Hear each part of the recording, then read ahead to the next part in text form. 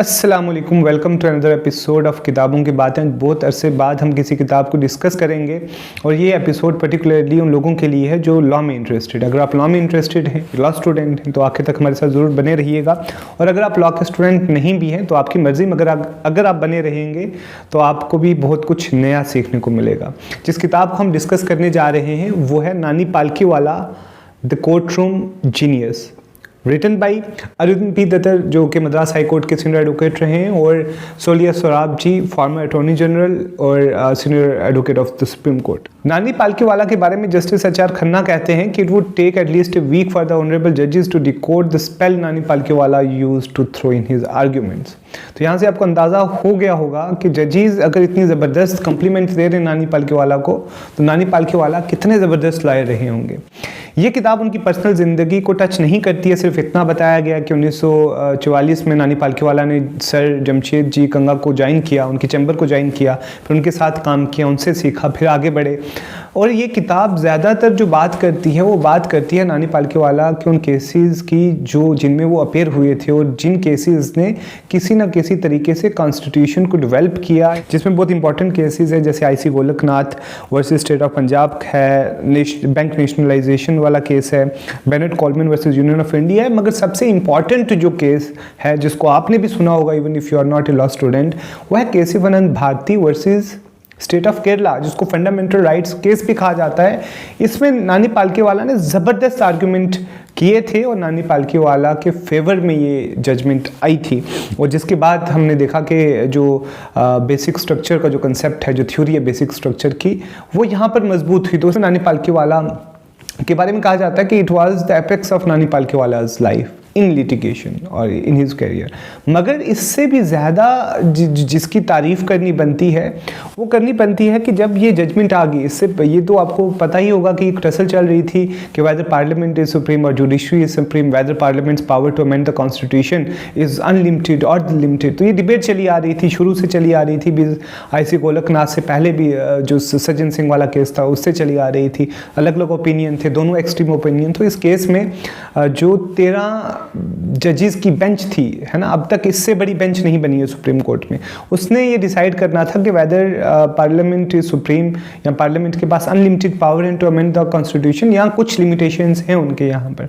तो ये बहस हुई, इसमें नानी पालकीवाला ने आर्ग्यूमेंट्स रखे, though parliament is very powerful but there are certain limitations on parliament as well. तो जिसके बाद जो जजमेंट निकल कर आई वो ये निकल कर आई कि 7 जो जजेस थे उन्होंने ये कहा कि though parliament is very powerful of course but they are certain limitations. और लिमिटेशंस ये हैं कि though parliament can amend any part of the constitution but can not amend the basic structure of India. अब basic structure है क्या, ये बाद में डिफरेंट जजमेंट्स में बहुत सारी चीज़ें इंक्लूड की गई। आर्टिकल 21 बेसिक स्ट्रक्चर का हिस्सा बना दिया गया, या फिर फेडरलिज्म प्रेम्बल, ये सारी चीज़ें जो हैं वो बेसिक स्ट्रक्चर का हिस्सा बना। तो इस वक्त कहा जाता है कि जो नानी पालकीवाला ने यहाँ पर आर्ग्यूमेंट किए, तो arguments can not be compared with any of his litigation or any person in this field.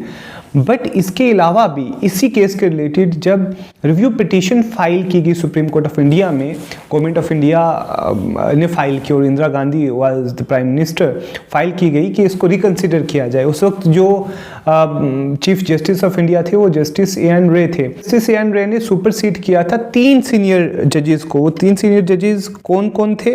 वो थे जस्टिस शेलत, जस्टिस हेगड़े और जस्टिस ग्रोवर। ये तीनों जजेस थे और इन तीनों जजेस Keshavananda Bharati versus state of Kerala में ये उन 7 जजेस की लिस्ट में आते हैं जिन्होंने गवर्नमेंट के खिलाफ या फिर जो बेसिक स्ट्रक्चर की थ्योरी है उसके फेवर में अपना डिसीजन दिया था।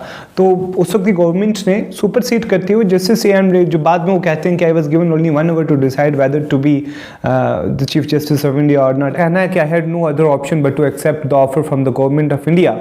But जो Keshavananda Bharati versus state of Kerala में जो जब रिव्यू पिटीशन पे डिसाइड करना था वेदर कि उसको मेंटेबल है या उसको सुना जाना चाहिए, नहीं सुना जाना चाहिए, उसमें जो जस्टिस ए.एन. रे थे, इसके साथ जस्टिस बेग थे, उन्होंने बहुत ज़्यादा पुश किया कि इसको सुना जाए।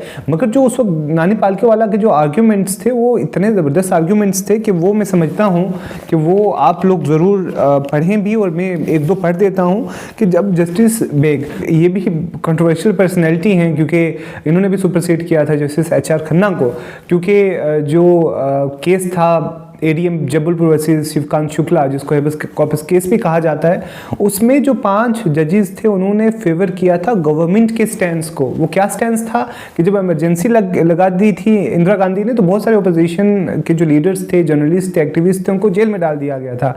और फिर बहुत सारे लोगों ने हेबस कॉर्पस रिट फाइल की थी ताकि उनको लाया जा सके, पब्लिक में छुड़ाया जा सके। तो उसमें जो क्लब हुए थे केसेस सुप्रीम कोर्ट में, सुप्रीम कोर्ट को डिसाइड करना था कि कुछ फंडामेंटल राइट्स जो है वो इमरजेंसी में रिमेन रहते हैं या वो भी सस्पेंड हो जाएंगे।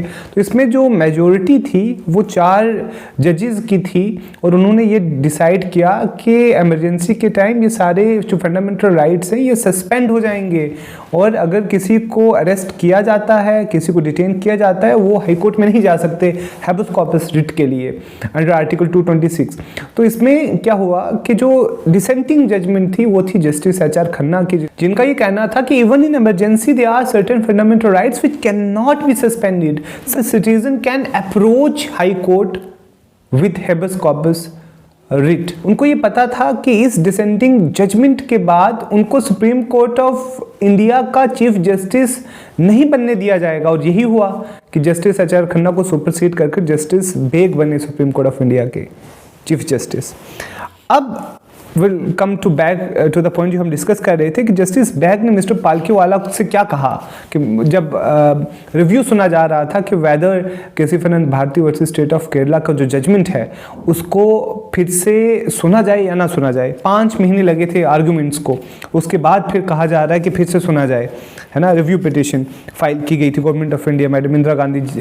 Again a very important point कि जब अगले दिन जब ये केस सुनना जाना था कि whether it should be heard और नॉट, उस वक्त उस रात को नानी पालकीवाला ने मैडम इंदिरा गांधी को लेटर भी लिखा था और ये रिक्वेस्ट की थी कि you are pressing for the review petition, don't do that, request की थी, मगर इंदिरा गांधी ने किसकी सुनी। जस्टिस बेग कहते हैं कि mister Palkhivala, how can you assume that we will overrule that case. तो नानी पालकीवाला क्या जवाब देते हैं वो मैं पढ़ देता हूँ। Then are we going to waste 5 months of the supreme court's time merely to reaffirm an old judgment? We are not a debating society that we argue in order to reaffirm a judgment. Therefore, we have to consider the possibility of its being overruled. आप boldness देखें language में।